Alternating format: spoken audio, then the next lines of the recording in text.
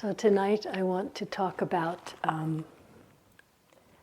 investigating the sense of self, the idea of self, that anatta thing.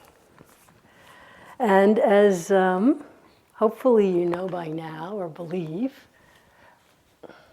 as far as we can tell, all the Buddha's teachings he taught not as philosophical concept, as some kind of doctrines that we should discuss and try and understand and add to our collection of the way we understand the universe and have arguments with each other about.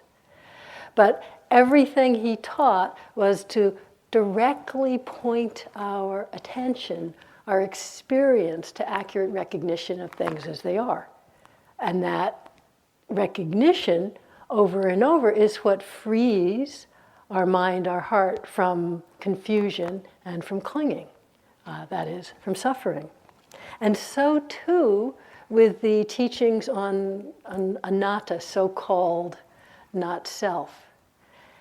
But, you know, we think so much in philosophical, conceptual terms, and while it's actually a very fascinating thing to explore in our practice, and not some huge, big, monolithic, horrible thing that we somehow have to get through or get crazy thinking about. It's just something really fascinating to explore. But it's really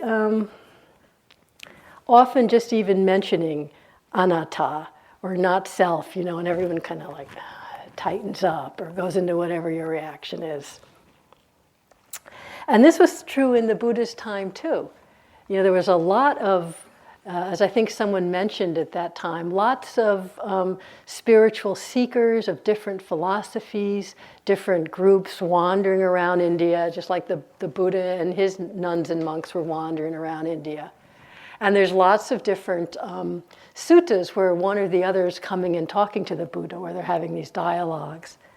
And at the time, there were, I don't want to go into it too much, but there were two kind of sort of opposite views. One is eternalism, that I am a self and it will last after death. And the other is annihilationism, that everything's gone, when you die, there's nothing. But there were views and opinions. And people would come to him, and this is what we do too, we try and think about it, or all these questions come up, but if there's, what happens to myself when I realize no self? What happens to the self that's here now? Or if there's no self, then who's, eating the oatmeal? If there's no self, who's making these decisions? Who's sitting here? Who decided, on and on, very well. So we either can, some of us too, can make ourselves a little bit crazy thinking about it a lot and getting all worked up. If there's no self, who's sitting here stressing out, trying to figure out, what does this mean about no self? And the more you think like that, the stronger what gets? Sense of me, right? Got to figure it's impossible. Or the other thing that a lot of times I'm making broad strokes here. Hopefully, this is meant to be a practical talk, but right now I'm making broad strokes. The other thing that I see in myself or in talking to people is kind of putting the conceptual stuff on the side or trying to say, okay, I can't figure it out. So I have this self and I just have to keep practicing until finally I get rid of it. And you're waiting for that big, mind-blowing experience that blows the self away, right? And you're finally realized anatta, and you're finally free forever from this sense of self.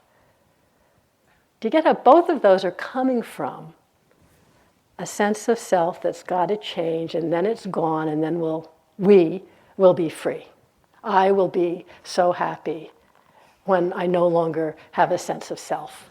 But in the meantime, I've got to suffer and dig, and I can't do it right, and yada, yada. You know what I mean. It's not like that. It's not like that at all.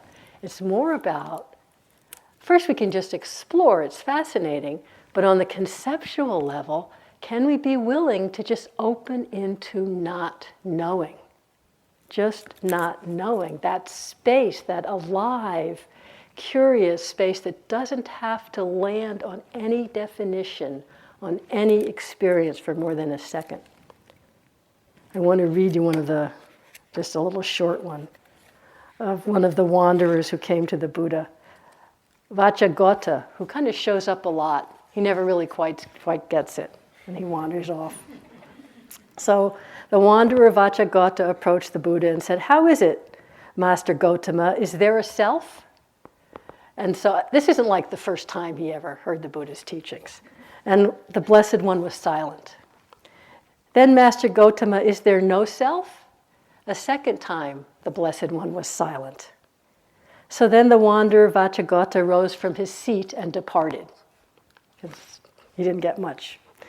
And then Ananda after that said, "Well, how come you didn't say anything? Why didn't you answer one way or the other?"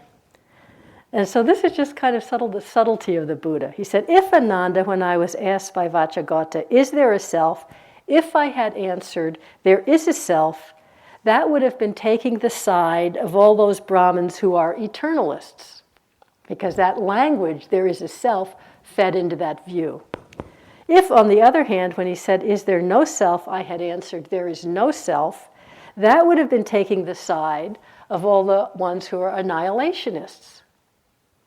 So there's no way he could answer without feeding into the current concepts. Then he keeps going, that's not all. If Ananda, when I was asked by Vacchagotta, is there a self, I had answered, there is a self, would this have been consistent on my part with the arising of the knowledge that all phenomena is not self? So here he's saying all phenomena is not self, and Ananda says, no, Venerable Sir.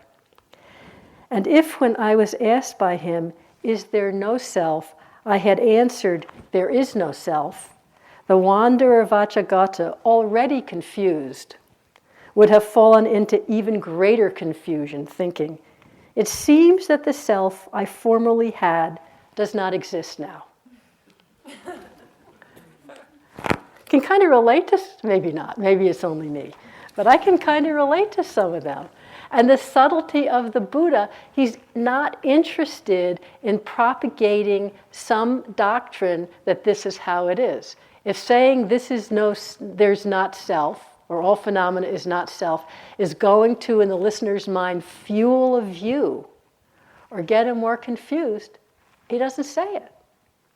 It's really fascinating. I love that, because it really points to what he's teaching, and this whole thing I want to talking about it tonight, is to explore, just to explore when we notice the experience, sense of self, or a little bit broader Sakaya Ditti personality view, which is talked about a lot.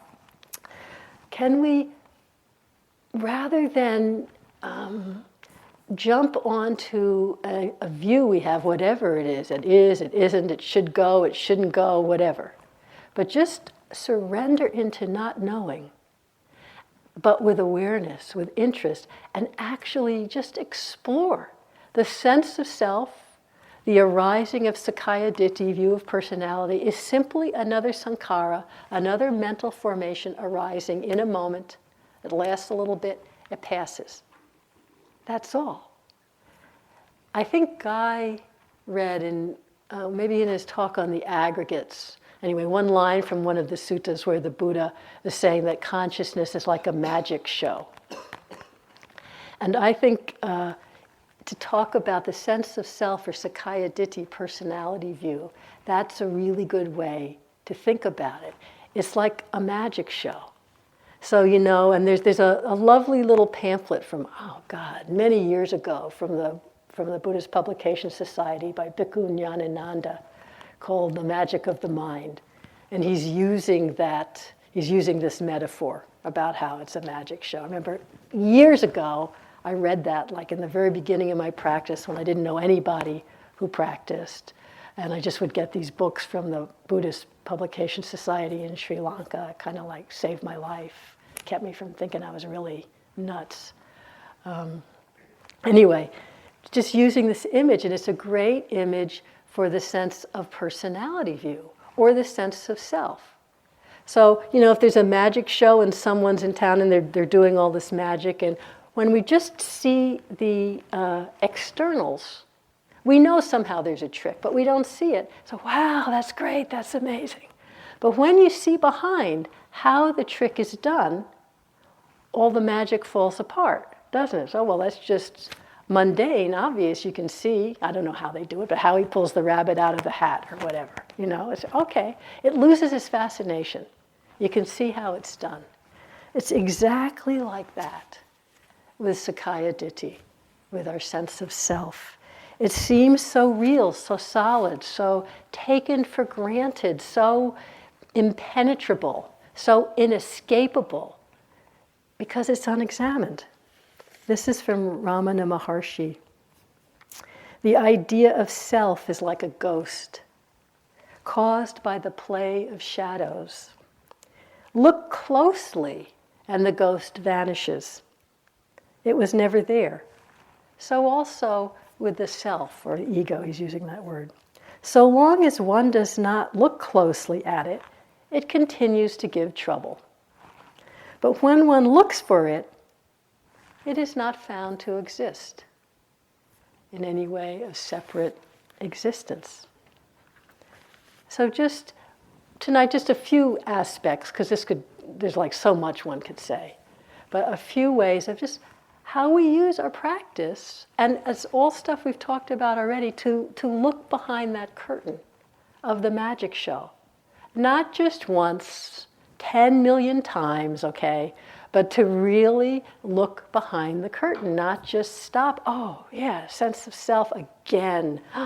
When am I ever going to get rid of this? We stop looking right there. So Sakkaya Ditthi, translated as personality view, and in the formal way of talking about the Theravada stages of awakening, it's said that belief in Sakkaya Ditthi, belief in personality view, is said to be seen through at the first level of awakening, stream enterer. The belief in personality view, it doesn't mean it doesn't arise anymore. It doesn't mean sense of self doesn't arise anymore. But some of the solidity, some of the magic goes out when we remember to look. Sayadaw U Lakkhana, a Burmese teacher in the Mahasi tradition, with whom I've taught a few times in Upper Burma, he gave a description of Sakkaya Ditthi that I liked a lot. He defined Sakkaya as the stream of six sense door experiences, the stream of nama rupa, right? What we've talked about a lot, seeing, hearing, smelling, tasting, touching, cognizing with the mind. As we've said, just six things happening over and over and over and over and over, right? Cognizing with the mind encompasses a lot. But that's all, right? Just different things happening. And so Sakkaya is that. And when it's just going along, when people come in and say, well, I just had such a great open awareness sitting, things just coming and going, and it was so nice. Why was it so nice? Because stuff was just coming and going. Just the Sakkaya going along. What makes Sakkaya Ditthi, personality view, and this we can notice also, is like some seeing, hearing, smelling, tasting, thinking, something comes, and it's as if that internal in the mind hand of grasping comes up and goes, I or mine. A thought, a perception, a sound, an unpleasant or pleasant feeling tone. We may not notice what's being grasped, but it's as if everything's coming and going, and suddenly, this one is me or mine. Not telegraphed so clearly as that, but it just starts to feel glitched up. And then the whole story of me is created in like a second, which I'll describe in a minute, although I'm sure you're quite aware of it. So really seeing over and over some aspect, some phenomena that's just coming and going is mistakenly viewed as me or mine. And that leads just like that to a whole series of thoughts and associations and further graspings and birth of sense of self. 10 million times a day. But without exploring it, it seems like it's just always here. It's like this story, I'm sure you're quite familiar with a story of two Zen monks who are an older monk and a younger one, and they're walking together, and they come to quite a stream that's really quite rapid water, and there's a young woman there trying to get across and can't get across, right? So the older monk picks her up, they all walk across the stream, he puts her down, and they walk on. Nothing is said. And after quite some time, the younger monk, who has apparently been seething this whole time but hasn't said anything, turns to the older monk and says, "What are you doing? You broke your sila, you broke your precepts, you know you're not allowed to touch a woman, you just picked her up, what, you know," and then on and on. And the older monk says, "I put her down at the stream. It seems you've been carrying her this whole time." That's a good example of Sakkaya Ditthi, you know. He was carrying that perception and the thought about what should be and a sense of self-righteousness and aversion. You can see how it just goes and goes in the sense of him and what's right and the other guy and what's wrong. So strong, so real. And we get so seduced into the story and the feelings that we may not notice how that just clutching to whatever it was with the second monk, maybe the idea that's the wrong thing to do, and I'm right. And we don't even see the Sakkaya Ditthi, the sense of creation of a personality view, of a sense of self in that. We can think we're quite mindful, but be more involved in the specifics. Have you noticed that your mind ever does that? Ever noticed? I'll give another very simple example. I had it in my notes, I'd forgotten it, but it's just a good little example of how our mind does this all the time. When not investigated. See, that's the thing. Our investigation tends to snap shut and go, "Oh, me again. I'm so fill in the blanks." So I remember I was trying to do fix some little thing in my house. I'm not that dexterous with eye-hand coordination. It took me 50 years to figure that out, but I'm not. So I was just trying to put up the shower curtain or something, and it was just taking me a while. I'd just get it, it would slip. I'd just get it, it would slip, and I was getting a little frustrated. And, you know, the thought comes in, I'm so clumsy. I mean, that's just okay, but that sense of me around I'm so clumsy. Like what I just said, I don't have good eye-hand coordination. And then memories started coming of all the different times in my life when I've been clumsy and not had good, maybe not all of them, but some of them, you know. Back to when I was in the remedial gym class in the 5th grade, you know, and that's really gonna set, you know, so that's true, I was. So that kind of, you know, set a whole tone for my life. That's who I am. The clumsy person who was in remedial gym class, scarred for life about that. And I saw this happen. I saw how that happened. That took like a second, right? And wow, that's Sakkaya Ditthi, sense of self, so strong. The clinging to the aversion to not doing it, to the thought of this is who I am, and then what selective perception, the memories come that fit that perception, right? Every moment of my life, have I been clumsy? Probably not. Have there been other things that had nothing to do with that going on in my life? Yeah, once or twice. But those memories come, it solidifies, and we tell ourselves the story of who we are. And this is Sakkaya Ditthi. It's broader than just a little oomph of self. The story of who we are based on grasping at a particular perception, a particular sense door experience, and then all the stories going about it. Huh? You get a sense of that. Often that's the place investigation stops. Oh, yes, really caught in this, the sense of me. It's like awareness snaps shut. Or even if we're being mindful, and we are being mindful, we could be mindful, like I could have been mindful of the specifics of the sensations in my hand and the tightness when the thing would drop and the pressure in my mind and the aversion going on and the images coming up. I could be mindful but still fascinated by all the objects and not quite turn around and notice that sense of grasping at me in all of those. Memory is me. Clumsiness is me. This thought of my life history is me. And then if you start thinking, but it is me, who else had that? That's thinking. That's just another, you're just talking moment-to-moment experience. You can think we're mindful, but not see the bigger background grasping that's coloring the perception at that moment, which is the Sakkaya Ditthi, sense of me. But we can just keep on looking. This isn't about hating it or getting rid of it. As I said, it's about, okay, we notice, oh, Sakkaya Ditthi here right now. Instead of saying, that's who I am, a hopeless, clumsy, that's it. See how that's constructed and arising in that moment and how it passes. Yes, a new one comes, often pretty quickly, but keep on looking, keep on staying with the steadiness of mindfulness, of awareness, even if the thought comes up, oh, it's hopeless, just another thought, because the magic show starts to unravel. And it all starts with perception. The whole, the nature of insight, as I think we've said, an insight isn't like getting to some new place, it's a shift of perception, where the perception is no longer colored by confusion, by greed, by wanting, by limitation, where the perception is like more accurate.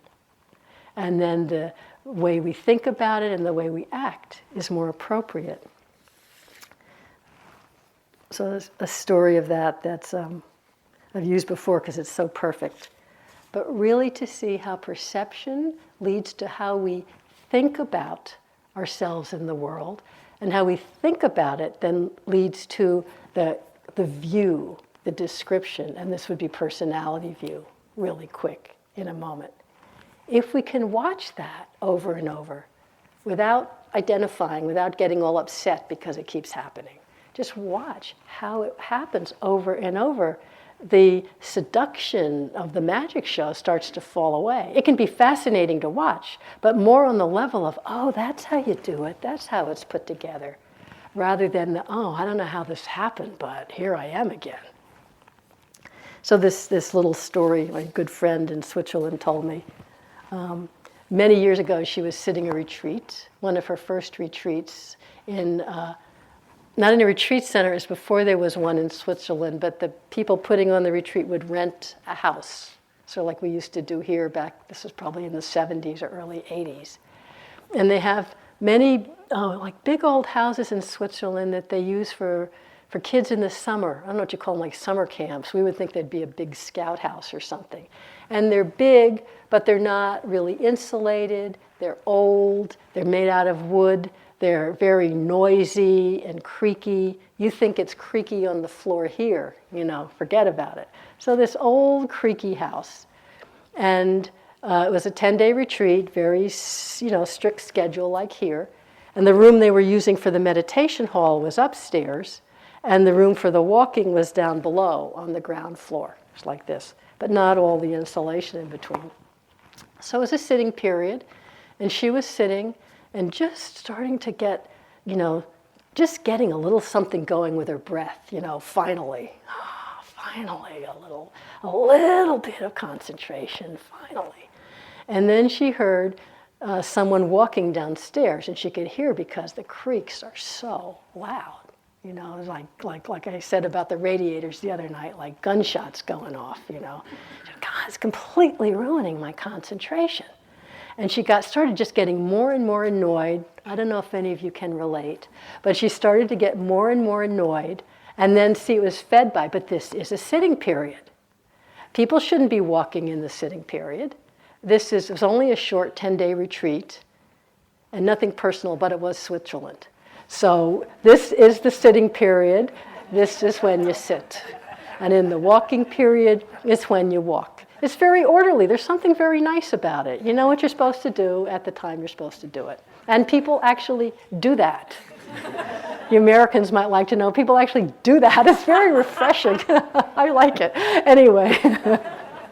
Anyway, so there's this creaking, and she's driving her crazy, and her mind is, what's the matter with these people?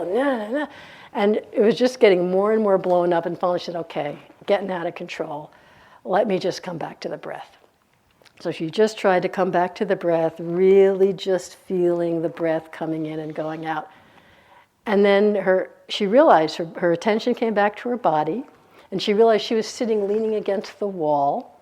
And every time she breathed in and her abdomen expanded and her back hit the wall, she was making that noise. That's the noise that she was hearing. So that's a perfect example of perception, inaccurate, leaping to conclusions, unpleasant, and the whole story of her, this is what's supposed to be, and just ruining my concentration, and on in the anger. That's the whole story of me. And you see how when the perception's accurate, that whole story went away, just gone. But what maybe we don't notice when that happens is how quick the next story starts. And we don't notice that it's two completely different sankharas, two completely different formations. So I can imagine, she didn't say this, but knowing her, I can imagine the immediate next story would be, how could I have been so angry and thinking that? I'm so rigid. I'm so uptight, right? Why can't I relax? Can you imagine it going off on a whole new one? Somehow that's what's called papancha, right? Grasp the perception and run, basically. But somehow the mind just really seems to love doing that. Have you noticed? Most of the papancha is the creation of Sakkaya Ditthi. Notice that. Not just one Sakkaya Ditthi, many. And if I say that and you think, oh God, yes, it's true, what's wrong with me? Huh? Same thing. Same thing. But what I'm saying is we don't have to get rid of that. This isn't about needing to get rid of it. It's about let's just understand how it's working. When there's accurate recognition, the fascination goes out by itself. When my friend recognized that the sound was coming from her breathing, she really couldn't work up anger at the unknown person walking anymore. You just really can't do it. It doesn't make any sense. So, like in that moment when I saw that whole Sakkaya Ditthi about how clumsy in the third grade or whatever and all of that, it's just kind of, okay, fine. There's nothing to do about it. And the next moment it's gone and you're into a new one. It's nothing we have to fight. We can explore how it happens. So part of the exploration on this level of thought is just to notice that. Really make it fun. Make it interesting. It's not something to hate. When we're, oh no, I don't want to see sense of self again, when we feel so, victimized by it, right? Well, that's pretty big, that's just fear. This victim is like, we're never going to see. That's when awareness snaps shut. As U Pandita said, I've said it before, with awareness we don't need to be afraid of anything. I love it when I see a sense of self. I may not love the story that it's telling, but when I see, oh, that's Sakkaya Ditthi. Sakkaya Ditti's like this, to quote Ajahn Sumedho. It's great. Sometimes we can see it really small and specific, like I just took it through with my friend. Sometimes it's all spinning and you, oh, I'm back in clumsy remedial gym class, Sakkaya Ditthi. Didn't quite see how I got there, but I can feel, oh, Sakkaya Ditti's like this. Feel it, notice it. Oh, the phone rings, you're into something new. I'm not saying there's only one Sakkaya Ditthi, the next, and no gaps in between. Otherwise, it would be hopeless. But I'll get to that in a minute. So first, just discovering, like as Ajahn Sumedho says, we create our sense of self with our thoughts over and over all day long. And he says, and we can't with our thoughts create a peaceful self. So of course when we're kind of locked in that sense of self, Sakkaya Ditthi is a little bit, even when it's a happy one, it's still a little bit or a lot unsettling. Because it's really like a square peg in a round hole, it's not really quite fitting with reality. And even the good ones, it's just some idea that's going to go. But we don't have to be afraid. Just watch how it happens. Watch how, and don't believe me, look and see, how any sense contact, and we can be calm, present, awake, and any sense contact, there can suddenly be a sense of grasping, and suddenly it's triggered into the story of me. It could be anything. The most neutral, mundane thing or something really awful, it really doesn't matter what. It's so fun. It's really fun to just explore. It's like looking at a puzzle, how did this one get started? Don't make yourself crazy with it, but, how did this one get started? And notice when it stops, Notice how I'm the sad person, I'm the lonely person, all the things are coming up, all the memories, you feel it, you're exploring it in your body. Again, like I say, we can be being quite mindful, but without quite noticing what's the attitude in the mind or what's the belief that's the sense of self that's feeding it. I am the lonely person. It's always been like this. Here I am. Who but a lonely, neurotic misfit would come on a 3-month retreat where you don't talk to people? Who else is here? Maybe everyone else is a neurotic misfit too, so then maybe we're not misfits because we're all here together. But I don't want to just be like everyone else. I really want to be special. That's why I'm, on and on and on. And then at the end of the day, you think, well, it's been like that all day. Stop a minute and see. You stopped being the neurotic misfit maybe when you heard the lunch bell. You became the hungry person, pretending not to be hungry. You became the person wanting to be at the head of the line but going to the end of the line so as no one else can tell how greedy I am. As if anyone else cares, because they're all doing their own number. And we don't notice that. Then there's a time when you're just the person just standing there. You're not even a person. There's just hearing, seeing, smelling, tasting. You walk, you sit down and go, I'm the person so embarrassed to have all these people around me while I'm eating. I'm just a neurotic misfit. Yes, because I am a neurotic misfit, and that's what I've been all day. And not noticing all the other ones. They don't count. I mean, it doesn't have to be neurotic misfit. It could be that you're the Maitreya Buddha in hiding and you're almost there because you're having good sittings. That's the next day, right? Have you noticed it goes Maitreya Buddha one day and neurotic misfit the next day, and then it kind of goes back and forth? That's how these things work. That's how the retreat works. That's normal.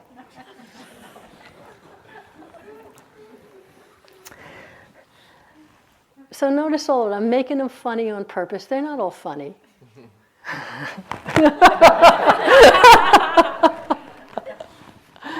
Sometimes it's really painful. I'm not belittling the pain. We can bring our tender awareness to all of it. The beauty, the pain, the boring, the neutral. But just noticing this magic show as it's going on. We don't need to land as me in any of it. And when we do land, we can see that as just another arising appearance. As Ajahn Buddhadasa wrote in his book, Heartwood of the Bodhi Tree, which is a great book on anatta and sense of self and exploring, where he says, the sense of self is merely a condition that arises when there's grasping or clinging in the mind. That's all. It arises when there's clinging. It goes into all this story that creates a personality view. And when the clinging goes, the whole thing's gone. A new one comes, but they're different. Each one is arising, each one is passing. Sense of self is not a steady, unchanging thing. Comes and goes, comes and goes. If we stay steady with our interest, with our mindfulness, we can't help but see that sometimes. And that gets even more interesting. So this habit of papancha, as the Buddha described it, what one perceives, one feels. Perception and Vedana come right together. What one feels, one thinks about. What one thinks about, one complicates with perceptions, associations that then assail, which means attack a person, right? Like the story of the monk who drew a tiger on the wall of his cave, and it was so realistic it scared him. That's what's going on with papancha. This kind of concocting is this great word. Concocting means kind of putting stuff together. If English isn't your first language, it's maybe not a word you'd hear that much. It means creating, putting together, manufacturing. But to me, in English, concocting has a little bit of the sense of, you're really just kind of making it up. You're just kind of imagining putting it together. Let me concoct some kind of a stew from all these ingredients that happen to be in the refrigerator. Kind of like a little bit haphazard kind of a thing. So it isn't even that the thinking or the papancha is even the problem when we can be aware of it. It only becomes a problem, we get lost in it, is when we're not recognizing the whole process and we take the content to be the reality, right? Take the content to be true. But when we can just notice the whole process and see how it works, we don't have to land in any of the content as being true. Even my memories, yes, but that did happen. That's just a story right now. I got this really clearly one time when I was on a long retreat. And I was watching a lot, this put different stories of Carol, and now Carol's doing this, and now Carol's doing this, and yada, yada. Do you have that where you're like narrating, now I'm getting up, now I'm taking a step, now I'm serving the soup, now I'm in Wantia. And, but watching the whole thing. But I had, I don't know if it was a mistake, but just before the retreat I had seen a movie, it was The Fugitive. I don't know if you remember, it's a very kind of a thriller movie with Harrison Ford, a lot of action. And so, if any of you have had the experience of having to relive over and over, like James with his song, but having to relive over and over a movie that you saw, or some TV show or something that you saw. But I would be sitting, the Carol thing would go, and then The Fugitive would start, and the memories and the emotions would come, and it would go, and then I'd stop and go back. I think I was even doing metta at the time. And then all the Carol stuff would start. And after a while I realized both processes were exactly the same. Sometimes the image of Harrison Ford came up and the story went off in that direction. Sometimes the image of Carol or whatever came up and the story went off in that direction. It was exactly the same process. One of them wasn't more real than the other. Fugitive, a little more interesting. But one wasn't like me, It was both just perceptions and feelings and thoughts and emotions. Coming and going, coming and going. Try that next time you're noticing the Sakaya Ditti. Don't have to give it a movie review, but just kind of watch it like that and see what that's like. So the sense of self, merely a condition that arises when there's grasping and clinging in the mind.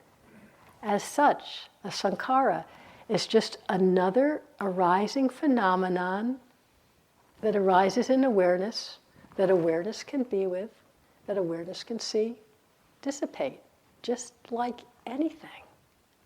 It's not something to get rid of, it's just to watch it come and go. So what? It comes, just like craving. You don't need to be afraid of craving. We see it come, we see how it acts, we experience the suffering, and it goes. Same, just exactly the same. Ajahn Buddhadasa again talks about it in terms of the dependent origination, which Guy spoke about the other night. Again, he's so down to earth, Buddhadasa, in the way that he would talk about things. So in the same section of the dependent origination Guy talked about where contact, the sense perception, leads to vedana, to feeling tone, which leads to tanha, to craving or not wanting, which leads to grasping at something. So Buddhadasa, in terms of talking about this sense of self, he describes this place where the craving, just the subtle leaning forward, moves to grasping. He describes the grasping as the feeling of I and mine. And he calls it, I love this in Pali, in English it translates as I-ing and my-ing, because it's a verb. I isn't a thing. It's simply an arising experience, yata bhuta, due to conditions in this moment. I-ing and my-ing, ahankara and mamankara in Pali. I just like that. You don't need to remember it, but I just like it. So the grasping is the feeling of I and mine, the formation, the coming together in that moment of I-ing and my-ing. And it gives rise, the next step is bhava, having and being. So I-ing and my-ing, having and being, having these thoughts, being this person, it's a little more solidified in the view, in the mind at that point. And then having and being what? Then becomes birth, jati. That's the next step, birth. The birth of me in that moment. Now this can be a really, really simple thing. Again, I had this written down from another retreat, just incredibly simple. Just walking through the dining room as a yogi, because we notice these things more, and there's a bowl of candy out. Not a 8 precept little hard sugar candy, but some like nice thing, I don't know. Sorry. Something more tempting to me anyway. And there's this bowl of candy, and but walking just present, relaxed, pretty mindful, and no big thing going on, no big sense of me. And there's the seeing of the candy, the pleasant feeling, the arising of wanting, and right away the sense of I wanting the candy. And right then you can feel the birth of self. That's me, and that's the candy, and I want it. And the hand goes towards it and starts to pick it up. It doesn't matter whether you take it or not. But I remember this particular time, I was like, oh, just put it down. And walked on, the candy was out of sight. The whole sense of birth, that was the death of that self right then. Didn't carry the wanting the candy with me, it's just gone, And then you walk on into the Catskills, and that's gone. That's over. Birth and death of self, just in a flash like that. There's nothing to be scared of and nothing to worry about, but we can explore it like that. See how it comes. See what keeps it going. What makes it last longer? How it gets put down. Really, when the craving is released, there's that death of that sense of self at that moment. But just explore it. Don't hold the sense you've got to get rid of it. And in terms of, I described that a little bit specifically, like noticing the perception, noticing the Vedana, noticing the wanting. As I said before, it's sometimes a lot faster than that. All of a sudden, we're in me and Sakaya Ditti in the whole story. We didn't get to notice all these little subtle, quick things happening, right? I grabbed the candy, or I didn't, either one. And I walk on, I didn't take the candy, but I walk on going, I wish I'd taken it, I should have taken it. Or maybe I'll go back when no one's looking and I will take it. Or I didn't take it, and I'll go back when they are looking so I can just be humble and let people see me take it, whatever it is. The sense of self growing and growing and growing, because the craving is growing and growing and growing. But it's not, that means that that's hopeless. It's just that sometimes it goes really fast. I read from Ajahn Chah once describing that whole chain of dependent origination. We give all these 12 links like you just did. But it happens really fast. He said it happens so fast it's like falling out of a tree. He said if you fall out of a tree and you go down, and on the way down you hit all 12 branches, but it's just like, whoa, boom, and there you are. You land in dukkha. You didn't really have time to notice each branch on the way down, but you land in dukkha, the 12 steps of dependent origination. So sometimes it's like that. I'm back in my room just dying because I either did or didn't take the candy. No way to win either way. Okay, this is Sakaya Ditti. Sakaya Ditti's like this. Remember Sumedho's thing is like it's just like this. Awareness is always available. It's not like, here I am in Sakaya Ditti and I didn't notice where the Papancha started or the Vedana. It's hopeless. How did I get? Hopeless, Sakaya Ditti. It's like this. And just feel it. Big picture. That's fine. That's a movement from the landing in the story and believing to saying, that's the process. I don't see all the little ways the magic show's working, but I do see that it's a magic show. This is this particular moment of Sakaya Ditti. A shift from identifying to recognizing the concocting. And the more the magic show is seen through, the less fascinating it becomes.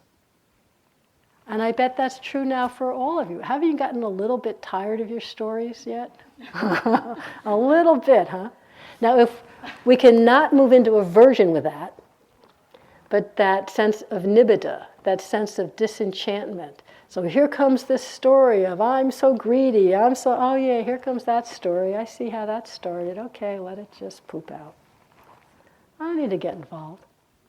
Disenchantment. Here comes this story about the next Maitreya Buddha because I, was able to stay mindful for 2 steps. Isn't that? Yeah, that's fine. Sakaya Ditti. it'll just poop out by itself. You don't have to do anything about it. Just watch it. It loses its fascination. And then we start to notice what Buddhadasa again talks about in this book. Shunyata, or emptiness, which he's specifically using to mean emptiness of self, or voidness is how the translation was. That's kind of, I don't know, it doesn't really roll off the tongue. But emptiness of sense of self. And he says over and over that emptiness of self, emptiness of sense of self, moments when there's not eyeing and maying, when there's not Sakaya Ditti being created and held to, these are really normal and natural. That there are many, many, many moments every day that are empty of the clinging of sense of self, that are not Sakaya Ditti created. Many moments where there's just the simplicity of non-clinging, we've talked about that before, the simplicity of not self. When we're not caught up and fascinated by the relationship to what's arising and what does it mean about me, when we're not in clinging. And so he talks about it's really important for us to generate a contentment with this emptiness. Generate, first recognizing that it's really normal and natural. Again, just little moments all through the day. If you're waiting for the big bang, forget about it. Notice these little moments, sort of when Guy was talking about, what did he call it, the sweet spot or something. But not even a spot. Just moments that's empty of the clinging of self, of any story that we're clinging to of Sakaya Ditti. There can be thoughts, but there's not the belief, the personality belief. And so we can recognize this and generate a contentment. And that's really important because it may not be as fulfilling as we might think it's going to be. In a moment when there's no self, guess what? There's no one there to feel fulfilled. There's just nothing special. And so noticing that, just as the sense of self arises and passes many, many times in a day, birth and death of self hundreds of times, notice in between the birth and death. Notice this, the silence of the mind in a moment that's not concocting, that's not fabricating, that's not having to go out and get involved in whatever's happening. There's a great Pali word for this, Attamayata. Again from Buddhadasa, he said toward the end of his life, apparently, he talked about this a lot. He said, Attamayata is the ultimate Buddhist concept. I mean, that was just Buddhadasa talking. But what it really means is non-fabricating. The mind that's non-fabricating. The mind that's, again, non-concocting.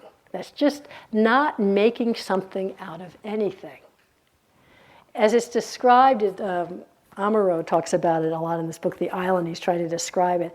It's really, it's pointing to moments of citta, moments when the heart or mind is independent, when it's not affected by wanting, by aversion, by delusion. It's not nibbana, but it's, as we've talked about, the pure heart and mind that's not affected by greed, hatred, and delusion, quality of mindfulness, is what allows clear seeing to arise. But just the experience of this Attamayata, the times when you're awake and the mind just isn't involved in making some big deal about anything, you know? There can be thinking or not thinking, but there's not that clinging, it's not concocting. The silence of the non-reactive mind is a way you could put it.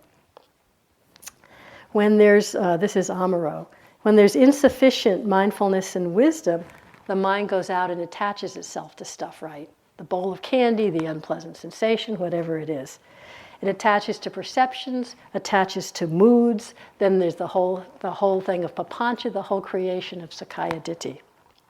But when there's this non-concocting, these moments of emptiness that Buddhadasa is talking about, a contentment with them, to just appreciate when seeing, we're just seeing. When hearing, just hearing. Then this whole papancha is not created and the heart rests at ease. And this is one way the Buddha describes himself. I like this a lot, one of the Buddha's descriptions of how his mind is. Thus, bhikkhus, the Tathagata, meaning himself, does not conceive or does not think of a visible thing separate from sight. You know what that means? They're seeing, but he doesn't think about some visible thing, me seeing it. There's just seeing. He does not conceive of something not seen. He does not conceive of a thing to be seen. He does not conceive about a seer, about someone who's seeing. Get a sense of that? It's back in the seen, there's just the seen.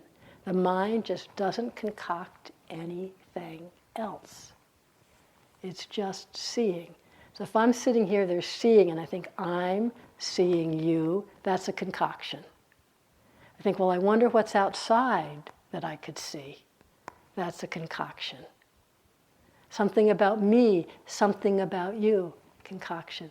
Just seeing with nothing extra. And then he goes through all the different seeing, hearing, thinking, feeling.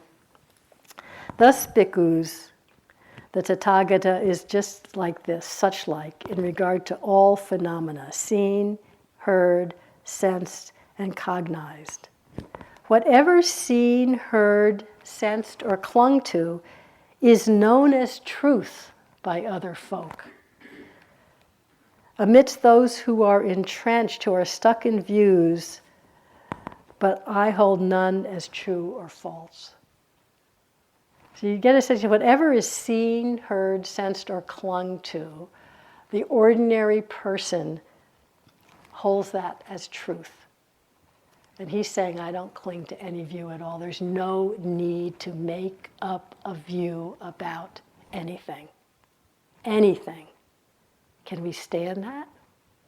That simplicity. Just this. It says such like. It's the Tathagata is such like. It's just this. The silence of the non-reactive mind. Whatever's arising. There's a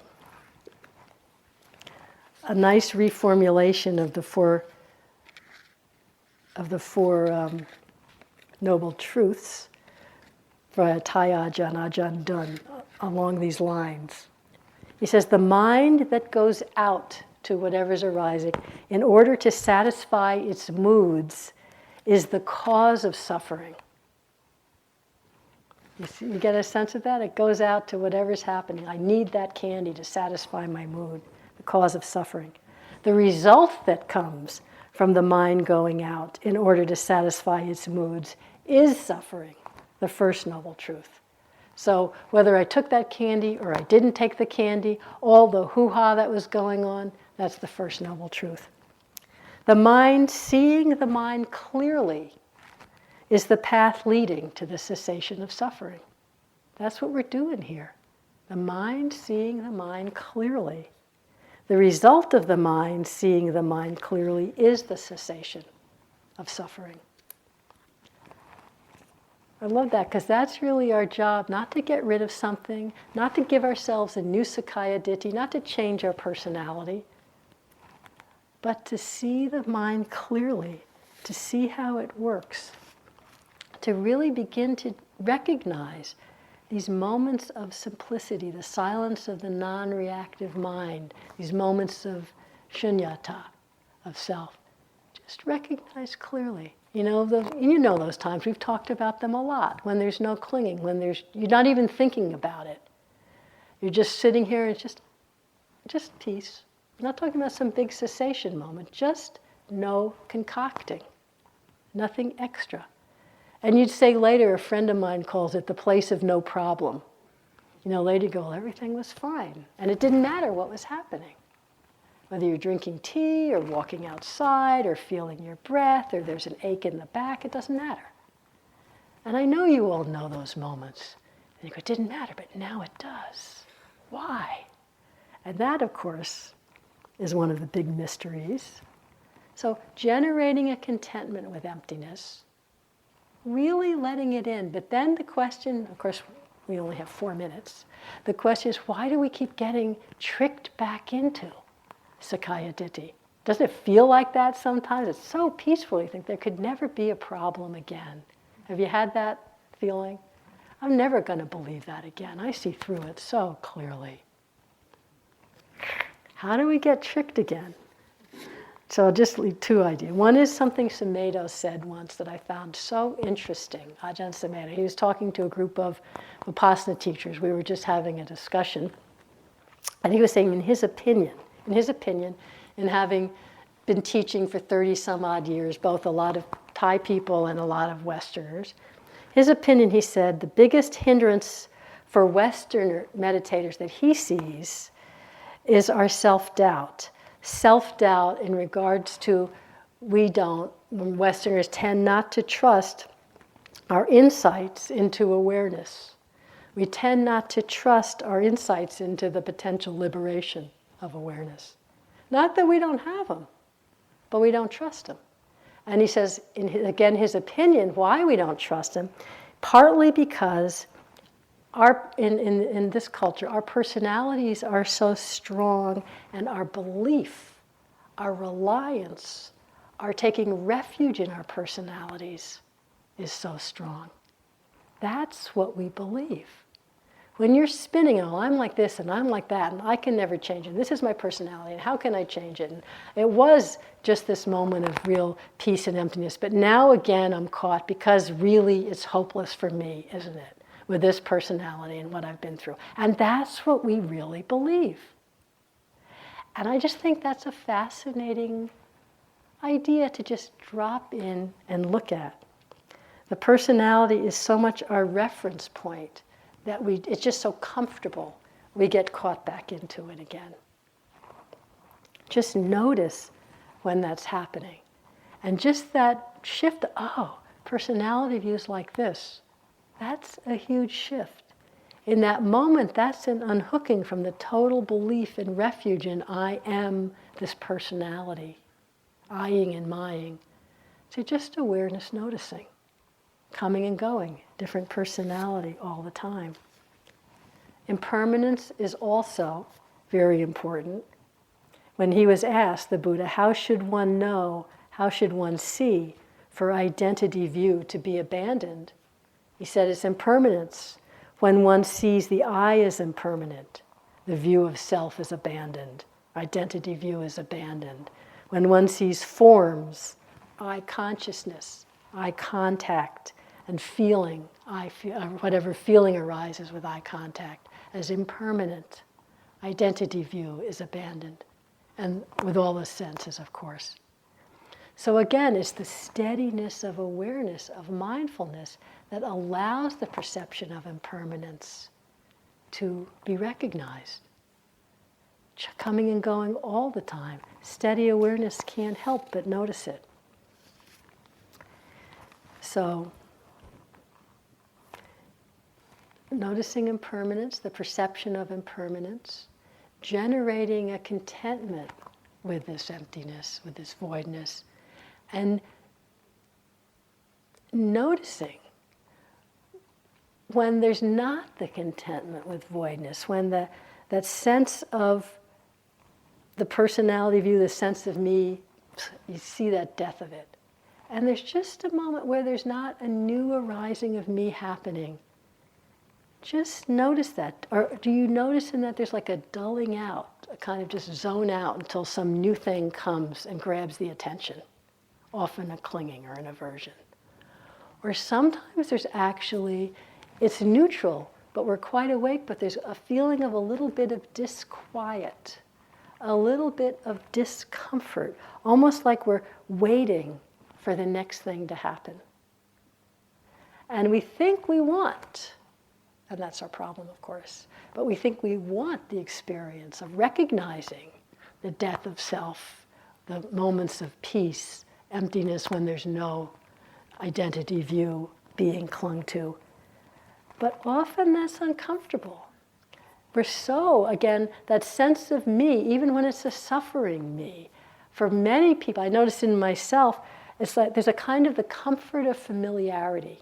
You know, like putting on an old bathrobe that's so old and comfortable, even though it's all ratty and a little bit dirty, but you just feel soothed. So have you noticed your mind going back to cling even to a suffering Sakkaya Ditthi? But it goes away and you go, but what about my loneliness? Let's go back to that one, because otherwise, what? There's nothing happening. It's a little, not even scary, but just a little unfamiliar. You know, we don't like, the mind wants security. It likes familiarity. You know, we want to go back to what we know. That's why we like to have views about what the doctrine is and hold to it, rather than just this willingness to open into the unknown in this moment, without a place to land, without a view to hold to, without a sense of self to say, this is who I am. So notice those moments of voidness.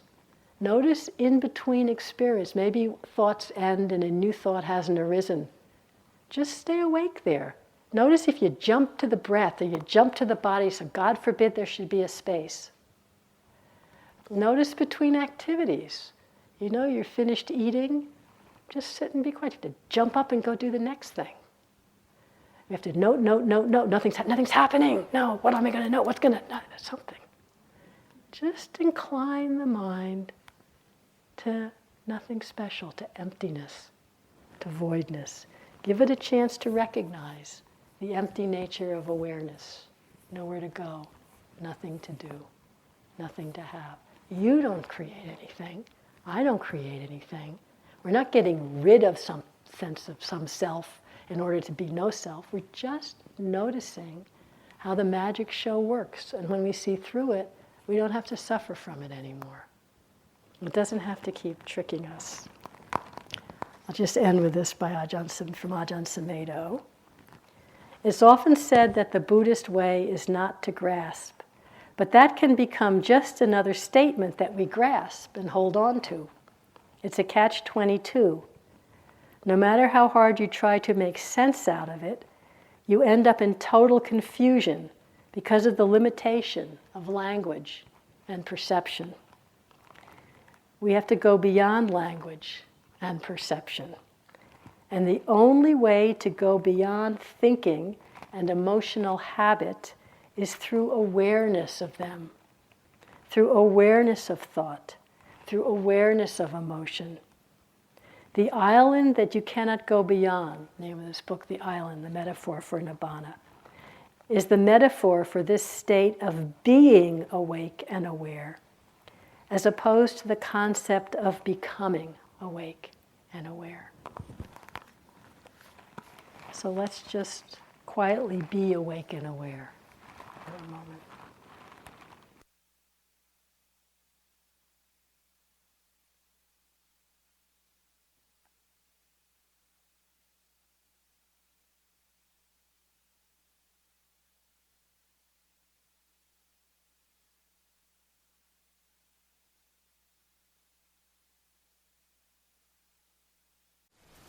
Thank you for listening. To learn how you can support the teachers and Dharma Seed, please visit dharmaseed.org/donate.